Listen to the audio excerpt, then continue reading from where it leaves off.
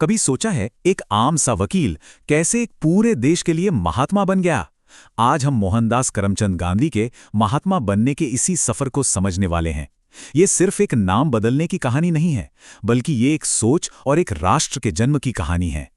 तो सवाल यही है कि लंदन में पढ़ा लिखा एक वकील आखिर इतिहास के सबसे सम्मानित इंसानों में से एक कैसे बन गया? चलिए इस बदलाव की कहानी में थोड़ा गहरा उतरते हैं और जानते हैं कि असल में हुआ क्या था। पर पता है सबसे हैरान करने वाली बात क्या है? ये बदलाव भारत में शुरू ही नहीं हुआ।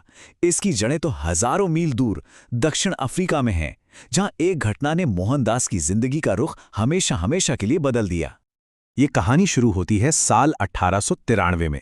एक नौजवान वकील मोहनदास गांधी एक गुजराती बिजनेसमैन दादा अब्दुल्ला के लिए 1 साल के लीगल कॉन्ट्रैक्ट पर दक्षिण अफ्रीका जाते हैं। तब उन्हें जरा भी अंदाजा नहीं था कि ये सफर उनकी पूरी किस्मत बदलने वाला है। और फिर पीटर मैरिट्सबर्ग स्टेशन पर वो हुआ जिसने सब कुछ बदल दिया। फर्स्ट क्लास का वैलिड टिकट होने के बावजूद सिर्फ उनके रंग की वजह से उन्हें डिब्बे से बाहर फेंक दिया गया।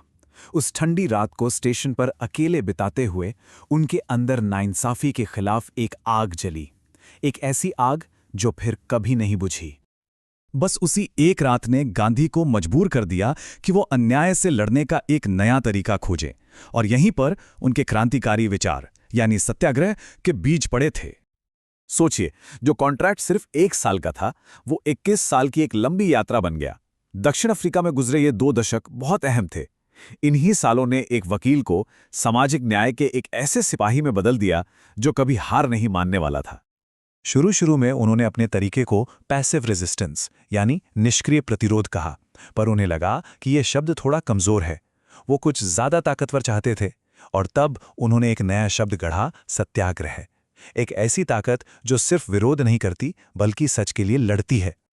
तो ये सत्याग्रह आखिर है क्या? इसका सीधा सा मतलब है सत्य की शक्ति या सत्य पर टिके रहना। मतलब नफरत से नहीं, प्यार से लड़ना। अपने दुश्मन को हराना नहीं, बल्कि खुद तकलीफ सहकर उसका दिल और दिमाग जीतना।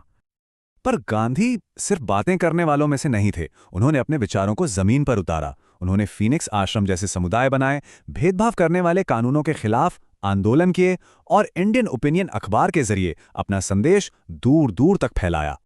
अब दक्षिण अफ्रीका में 2 दशक बिताने के बाद और सत्याग्रह जैसा नया हथियार लेकर गांधी भारत लौटने के लिए तैयार थे। लेकिन इस बार वो एक मिशन के साथ घर आ रहे थे। 9 जनवरी 1915 को गांधी भारत पहुंचे। उनके पॉलिटिकल मेंटोर गोपाल कृष्ण गोखले ने उन्हें एक बड़ी कीमती सलाह दी।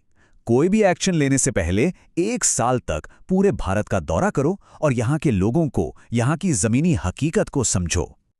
और ये जानकर शायद थोड़ी हैरानी हो कि गांधी शुरू में ब्रिटिश राज के कट्टर विरोधी नहीं थे। उन्हें लगता था कि अंग्रेजों के बिना भारत छोटे छोटे टुकड़ों में बढ़ जाएगा। यहां तक कि अंग्रेजों ने उन्हें उनकी सेवाओं के लिए कैसर-ए-हिंद मेडल से भी नवाजा था। लेकिन फिर चंपारण नाम की एक छोटी सी जगह पर एक ऐसी घटना हुई जिसने भारत में सत्याग्रह की ताकत को परखा और मोहनदास को महात्मा के रास्ते पर हमेशा के लिए आगे बढ़ा दिया। ये सब शुरू हुआ राजकुमार शुक्ल नाम के एक किसान की जिद से। गांधी ने खुद माना कि वो पहले चंपारण जाने को तैयार नहीं थे, लेकिन राजकुमार शुक्ल की लगन और जिद ने उन्हें वहां जाने पर मजबूर कर दिया। चंपारण में जो सबसे बड़ी समस्या थी वो थी तिनकठिया सिस्टम। जरा सोचिए, किसी को अपनी ही जमीन के एक हिस्से पर जबरदस्ती नील उगाने के लिए कहा जाए और फिर उसे बहुत ही कम दाम पर बेचने के लिए भी मजबूर किया जाए। यही वो कड़वी हकीकत थी जिसे चंपारण के किसान रोज जी रहे थे। तो अप्रैल 1917 में गांधी चंपारण पहुंचे। अंग्रेजों ने उन्हें तुरंत जिला छोड़ने का ऑर्डर दिया, पर उन्होंने साफ मना कर दिया। फिर क्या था, हजारों किसान उनके साथ आकर खड़े हो गए। सरकार पर इतना दबाव बना कि उन्हें झुकना पड़ा।